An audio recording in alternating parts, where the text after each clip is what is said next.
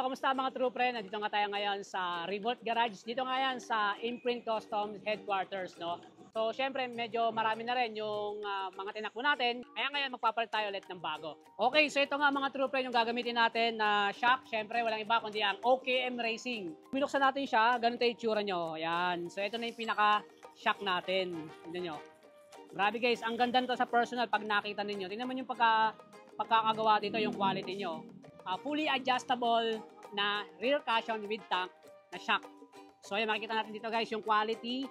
Ito nga ay CNC, kaya naman sobrang linis ng pagkakakat dito. And then isa-isayin natin kung ano pang meron tong ating OKM Racing shock, no? So ito nga, meron siya ritong nitrogen.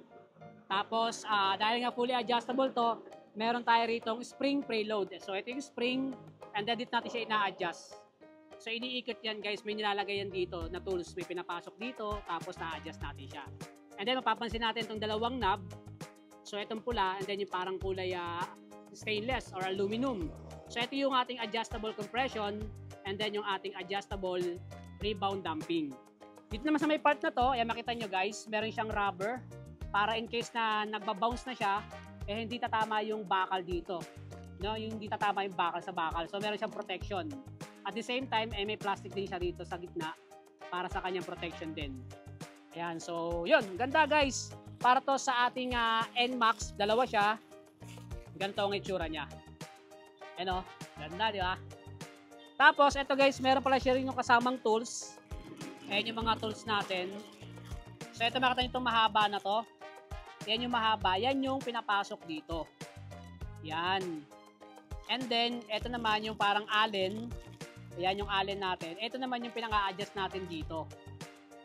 Okay? So, napipihit natin yan. And then, yung dalawang parang roller naman na to, yan naman yung nilalagay dito.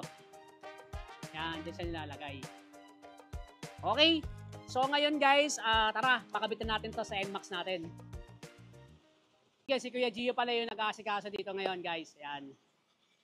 So, ito, pakita ko sa inyo yung luma natin. Ito yung luma natin. Actually, parehas na parehas talaga sila. So, nagpalit lang tayo kasi madumi na eh. So, ito nga yung pinalitan natin na shock natin guys. So, pag mag-install tayo ng ating shock, ito nga yung ating OKM. So, hindi na kailangan baklasin yung mga fairings. So, may dudukutin lang dito sa may bandang ilalim dito. Yan. Yung nut sa loob, no?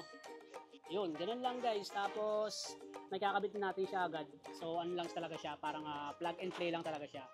So, madali lang ikabit para sa ating mga NMAX. So, yun nga, sa mga naghahanap ng fully adjustable na quality na shock para sa ating mga motorsiklo. Ayan, subukan nyo rin ang OKM Racing.